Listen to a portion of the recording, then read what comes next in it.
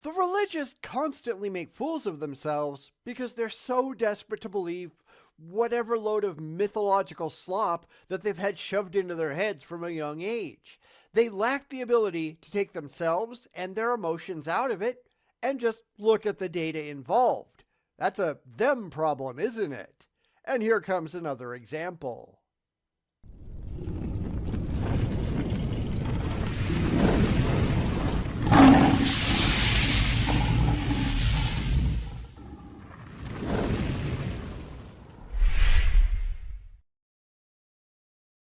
So, we're going back to Erik Manning's Testify channel for his Forget Pascal's Wager, here's the real challenge video to finish it up. One thing you will notice about this, and I figure it'll be clearer in the supercut, is that everything he says is completely self-serving. He's not being honest. He's just trying to frame it like his beliefs are right because he really wants them to be right. But that's simply not true. That is not how any of this works. So let's get back to it. So why investigate Christianity and not, say, Islam or Buddhism? Fair question. I think you need to investigate all of them, and in fact, I have, at least as many as you can rationally get to in the lifetime that you've got. The problem with the religious is that they don't do that by and large, and they just really stick to the one that they've been indoctrinated into from birth, or that religion that is most common in their culture, and when they find something that appeals to them in that religion, then that's the one that they go with, at least most of the time. That is not a rational way to come to an intelligent conclusion on the truth. Of course, they're not really looking for the truth, are they? They're looking for emotional comfort, whereas I am looking for the truth. Capital T truth, the thing that is most in line with what reality shows us is really going on. But hey, I can't jump on him this early, can I? So let's get back and see where this goes. But Christianity makes bold historical claims, none bigger than the resurrection of Jesus. There's really two ways to look at this. First, a lot of them do make bold historical claims. Buddhism claims that Gautama Buddha could walk on water, walk through walls, levitate, become invisible, and make multiple copies of himself. Hinduism makes claims of reincarnation and vast cosmic cycles of creation, preservation, and destruction. I could go on and on and on and on. What he means is that he's personally attached to the Christian ideas and not so much to the others. We find that a lot. Because I once saw a discussion between a Christian and a Hindu, and the Christian was making claims like this, and the Hindu was completely unimpressed, just like I am. Just because you really like the idea, that doesn't mean that anyone else should or will. One guy coming back from the dead? Sure, whatever. In Hinduism, almost everybody comes back from the dead in some fashion or another. Christianity is just a piker. The resurrection wasn't a whispered legend. It was publicly proclaimed right after Jesus' death in Jerusalem, the very place it happened. The very place it supposedly happened, right? So what? That doesn't mean that it actually happened at all. Elvis still being alive was publicly proclaimed on the same day that he was buried. That doesn't mean it happened. In both cases, where the claims fall down is the complete and utter lack of objectively verifiable evidence in support of it. Neither side has any, and that's kind of a problem, wouldn't you say? But no, the religious will refuse to admit that because they are emotionally attached to the idea and desperately want it to be true, well, it's just got to be true, right? That doesn't mean that it is. People screaming about some non-event that never happened just isn't impressive. And until Christians can prove that Jesus existed at all, with evidence in support, much less came back from the dead, this is a complete non-starter.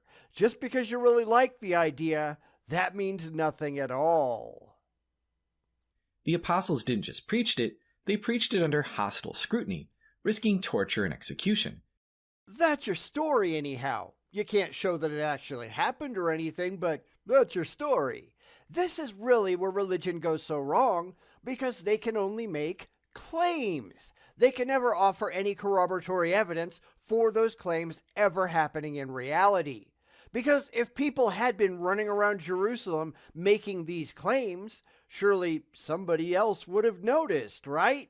You'd have found scholars or officials writing at the supposed time, at least, mentioning this. There just isn't. I've mentioned this before, but all of the scholars that they like to bring up that mention stories of Jesus, those are positively dwarfed by the number of historians, philosophers, and the like who were demonstrably alive and working at the time of Jesus and in the place that Jesus supposedly lived, and never mentioned a thing.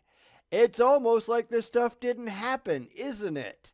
Seneca the Younger, who lived between 4 BCE and 65 CE, he never mentioned Jesus at all. Early Christians couldn't explain that, so they forged letters, supposedly between him and Paul, but no actual interaction ever demonstrably took place. Pliny the Elder lived between 23 and 79 CE. He might be a little late for the at the time mentions, but he never talked about Jesus at all either, nor any of the supposedly miraculous things that Jesus supposedly did. Philo was around from 20 BCE to 50 CE, and he never said a thing about Jesus. He wrote many books about Jewish religion and history, but he somehow forgot to include Jesus. Lucan, 39 to 65 CE, he was too late to be an eyewitness to a real historical Jesus, but he never wrote a word about Jesus at all, even though he wrote about many different historical events and issues and people, and Jesus was certainly not among them. The list goes on and on and on and on. In fact, there are far more authors in the first century CE that ignored Jesus than ever wrote about him at all. And the ones that wrote about Jesus, they didn't actually write about Jesus. They wrote about early Christians who were telling them stories about their supposed magical man god. This is completely unimpressive. People don't willingly suffer and die for something they know is a lie. But they certainly can for something that they believe is true, but isn't really. Besides, most of what we know about the disciples is just church tradition anyhow. It's stories that people tell each other that is not demonstrably grounded in truth. That's not to say I'm arguing that it didn't happen, only that we can't show objectively that it did. That's the problem, because the religious really want this stuff to be true, but they've got no way whatsoever to back it up objectively. They're not even trying. That's why they cherry-pick the scholars who did mention Jesus while entirely ignoring the ones who didn't. Because that is significant, but they can't bring themselves to be honest about it because they don't really care, do they? And that's kind of sad, right? Now, compare that to Islam. The Quran denies Muhammad performed miracles. Warner? You mean like these? It's time for Animaniacs. No, stop! Okay, I have no idea what he means, not that it really matters. Because who cares if Muhammad did miracles? That's not the point of Islam. This is just another attempt to make everyone just like he is, which is abjectly stupid. Because if you really think about it, that's all he's really doing, right? Well, my religion is different, so it's just got to be true. But can't any religion say that? Because they're all different to at least some degree. They all share some themes in common, but each of them has their own individual take on things. Otherwise, they wouldn't be different religions, would they? They'd all be the same giant clusterfuck waste of time. Which I guess if you think about it, they really are. So this isn't nearly as impressive as you seem to think that it is. Just saying. Say, for example, Surah 2950, which says, I am only a clear warner. And the miracle stories in the Hadiths come much later, with zero risk for promoting them. The same really goes for Christianity, though, doesn't it? It was decades before any of this was ever written down. Mostly it was just a giant game of telephone whispered between disparate churches and believers, not like they were marching down Main Street with a megaphone announcing it for all the world to hear. because that's not what happened. Even if the apostles existed, and for most of them we've got no evidence for that whatsoever, but even if they did, they weren't shouting this stuff from the mountaintops. They were traveling to tiny churches around Palestine and speaking to a few people at a time. Most Christians have a very poor understanding of early church history. What the hell else is new? Krishna, his miracles like lifting a mountain were written centuries later, blending legend with theology. Just like Jesus. Maybe not centuries, but certainly decades, and we have no evidence whatsoever that any of it ever happened at all. We know that whoever wrote these stories down, since we have no clue who actually wrote the Gospels, we know they were not eyewitnesses. None of the supernatural events in the Bible have any evidence to back them up. Just because you have early copies, that doesn't mean that it ever happened at all. That's where he's going completely wrong.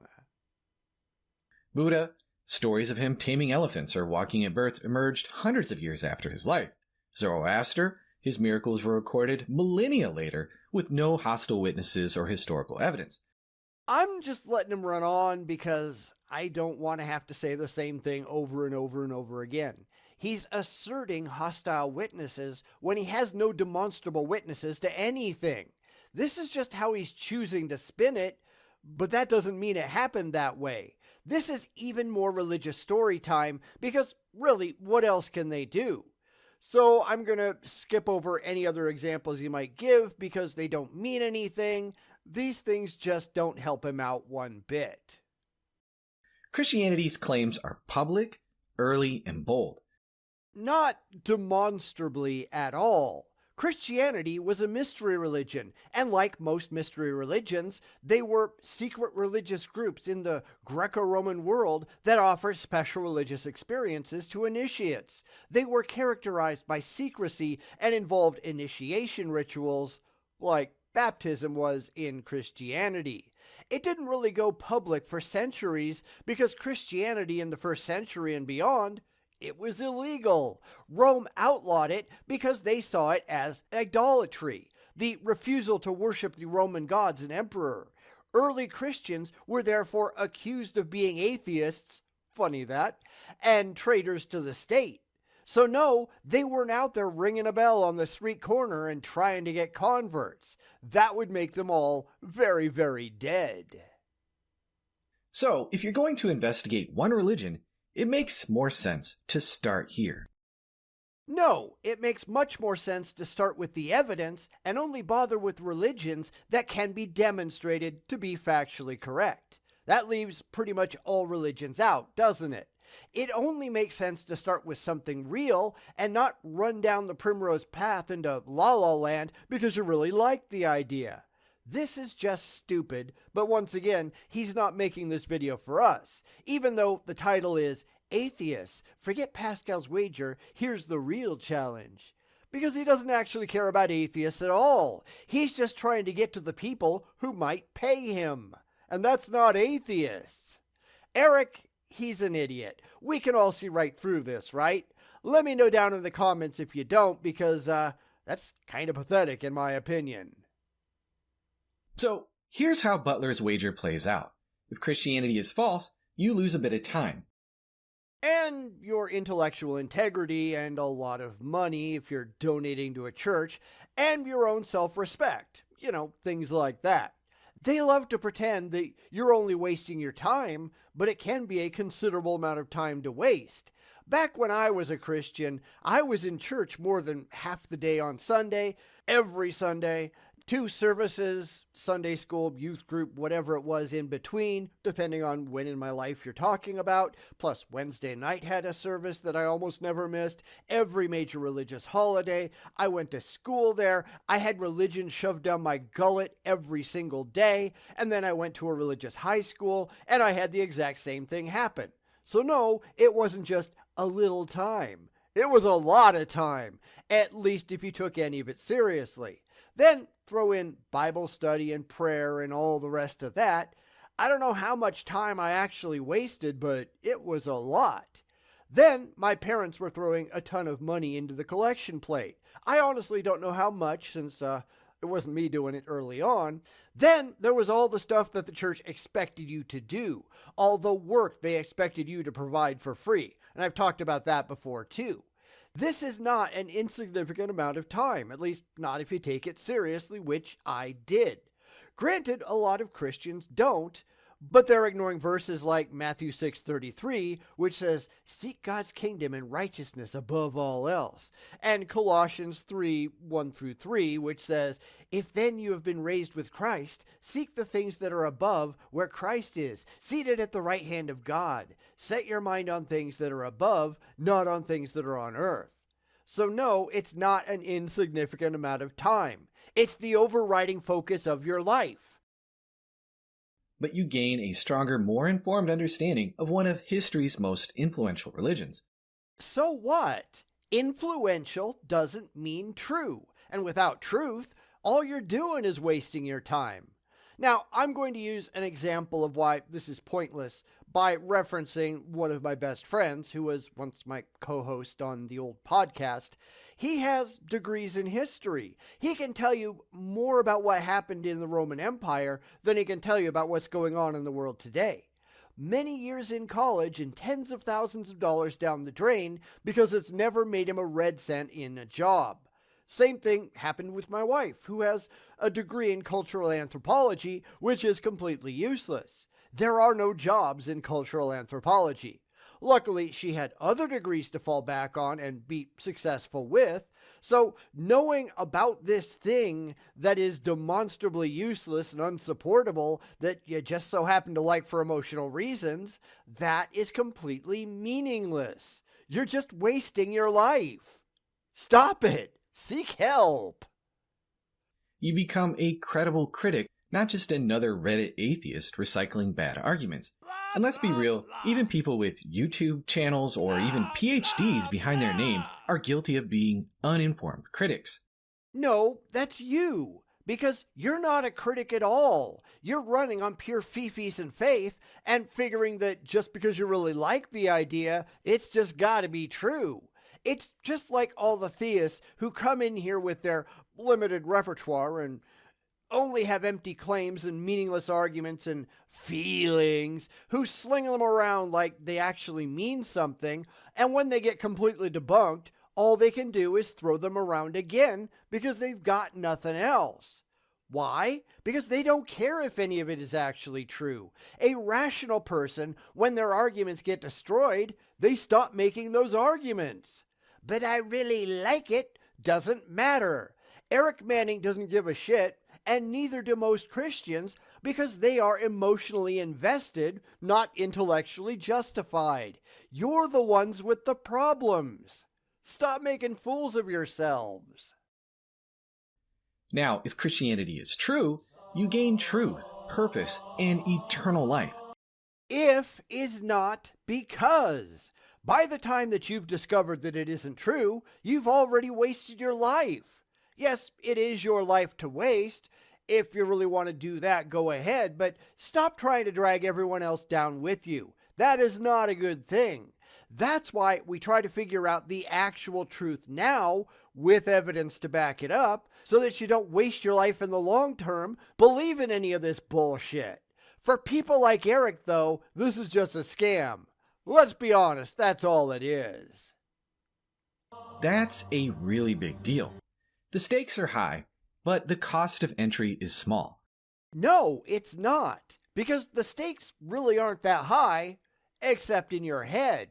That's where all of this resides. You just really like the idea. And because you can make a buck doing it, there is a financial benefit to unwarranted belief, but that doesn't make the cost of entry low.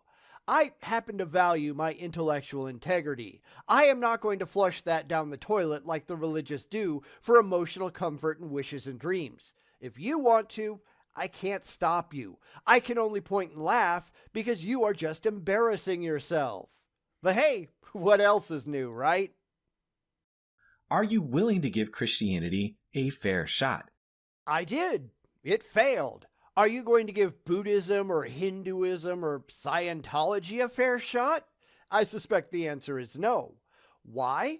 because he can't make a living off of gullible Hindus or Buddhists or Scientologists living where Erik lives. Preaching the gospel only works where people are receptive to the gospel. Any gospel of sorts from any religion. That's why most of the major Islamic apologists, they all live in the Middle East, don't they? There are a few others here and there, but most of the big names, they're where the majority of Muslims are, so they can be financially supported. So no, I don't think Erik would be willing to put his faith to the test or check out any other religion fairly because it's not beneficial for him to do so. He's made up a lot of empty excuses for why he wouldn't even try. Big surprise there. You'll know that you've taken Butler's wager when you can present the strongest case for Christianity and explain why you still reject it.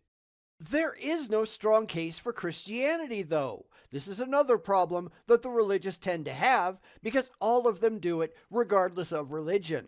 They have no strong case. They have no evidence. They have bald rationalizations, but nothing that stands up to critical scrutiny. I reject Christianity just like I reject all other religions because they have no demonstrable evidential support. That's what they need to have, and they have none. I reject on the basis of evidence or lack thereof. When you can come back and prove that your beliefs are evidentially justified, then we'll talk. But until then, and especially once you see the blatant dishonesty going on, hard pass. Not because I don't want Christianity to be true, but because there's no good reason to think that it is. It's the evidence that matters, and you've got none. Now, I've been following the whole apologetics, counter-apologetics movement for over a decade, and I've yet to see this done. Personally, I would love to see skeptics take me up on this challenge. Anytime. In fact, I just did 2 videos of it. There you go. Because I don't buy your bullshit, and I've debunked all your claims. Okay, Erik, done and done. I doubt you'll have a response, because that's not how you work.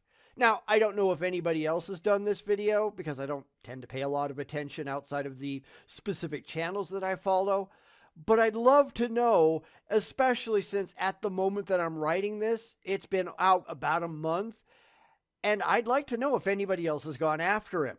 Not that he cares, because Erik generally just ignores his detractors. In fact, the pinned comment on this video whines about atheist coping because he can't imagine that his entire challenge is just laughable. Lots of people have pointed out just how dumb he is in his comments, and he just goes, "Ha-ha, I'm still right," and just ignores the criticism. Because really, what else can he do?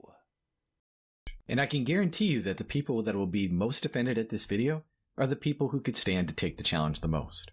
And he's projecting. What else is new? Because we point this out a lot, right? Not only all the places that they're demonstrably wrong or lack corroboratory support for their claims, but that they are clinging desperately to their own beliefs based only on fifis and faith, and lashing out at anyone else who disagrees, or worse, points out their ridiculous failures. But I'm not wrong. Sure you are. You wanting to be right doesn't mean you're right. You feeling all warm and fuzzy inside doesn't make you right. Only the evidence makes you right, and they're so busy assuming that because they've been indoctrinated into this, often by people they respect, that it just has to be right because nobody would lie to them, right? Except lots of people will, or at the very least, just because others believe it too, that doesn't make it true. They are on a search for comfort, and I only care for truth. Erik doesn't give a damn, which is why he's pandering to others who are also only out after comfort and ignoring everybody like me who points out all of his ridiculous failures. This is not a surprise. This is insanely common, and not just Erik is guilty. Virtually all apologists are, because they're after comfort and a fat bank account. Because according to an online monetization checker, Testify brings in plenty of money every single year. It's hard to get meaningful data because YouTube has tried to obscure it, but he's still making bank, making videos, claiming things that aren't true. Not that that's a bad thing. Trust me, I love making money, but I don't flush my intellectual integrity down the crapper to do it. I don't lie to people. If someone were to prove me wrong with evidence to back it up, I would change my mind, and I'd stop saying the thing that I was wrong about. I don't think you can say that about most apologists. They don't care if what they're saying is true. They just want to believe and make a buck. And that's kind of pathetic.